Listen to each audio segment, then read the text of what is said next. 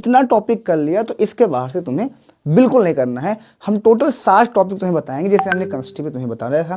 Chemistry और physics हम लेके चल रहे हैं। अगर आप यूट्यूब पे विजिट करना चाहते हो तो अंकित पांडे सर केमिस्ट्री डालेंगे तो हमारा चैनल तुमको मिल जाएगा वहाँ पे प्रॉपर तरीके से। हालांकि लिंक हम नीचे कमेंट में ऊपर भी दे देंगे।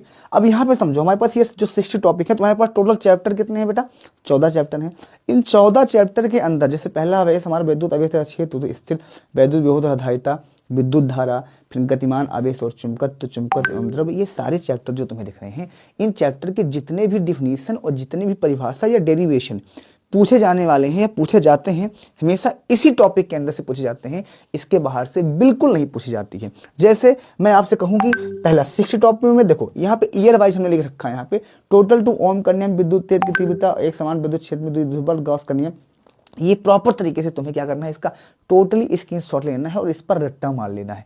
इसके बाहर का कुछ मत पढ़ना, इसके बाहर तुम्हें कुछ पढ़ना भी नहीं है। उसके बाद हमारे पास फिर यहाँ 8 से लेकर 7 तक के दूसरे टॉपिक हमारे पास है, जहाँ पर समांतर प्लेट, संधारित है, संधारित और समायोजन है, ओम का नियम है, विद्युत धारा है, प्रतिरोध के ताप पर निर्भरता है, शेल का विद्युत वाहक बल है और बायो सेवर्ट का नियम। ऐसे बहुत सारे टॉपिक तुमको दिखेंगे। फिर हमारे पास 17 से लेकर फिर 18 से लेकर 30 तक का।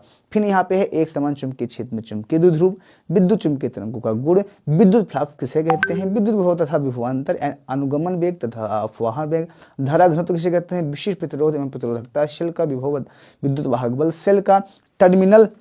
यहाँ पे जो पॉइंट है, इन सारे पॉइंट को तुम्हें समझना है। यहाँ पे आगे देखो हमारे पास, फिर हमारे पास 31 से लेके फिर 44 तक के टॉपिक क्या है बेटा? फैराडे का नियम है, फेलेमिंग के बाएं हाथ के नियम है, रदरफोर्ड का अल्फा कण प्रकरण है, रदरफोर्ड परमाणु का मॉडल और कमियां है। ये सारे टॉपिक अगर तुम प्रॉपर तरीके से पढ़ते जाते हो या पढ़ लेते हो तो इसके बाहर से तुम्हें कोई चीजें नहीं करनी है, ना इसके बाहर से तुम्हें किसी चीज को पढ़ने की आवश्यकता है।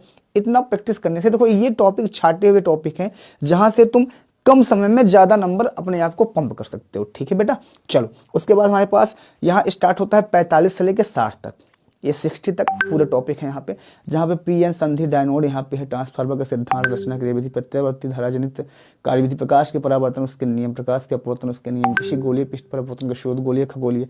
ये सारे सेकंड केमिस्ट्री यानी पार्ट 1 और पार्ट 2 में अगर इतने टॉपिक तुम पूरी तरह से कवरअप कर लिए हो या कवरअप करने की कोशिश कर रहे हो या कवरअप तुम्हारा चल रहा है तो इसके बाहर से क्वेश्चंस नहीं आते हैं और ना आएंगे।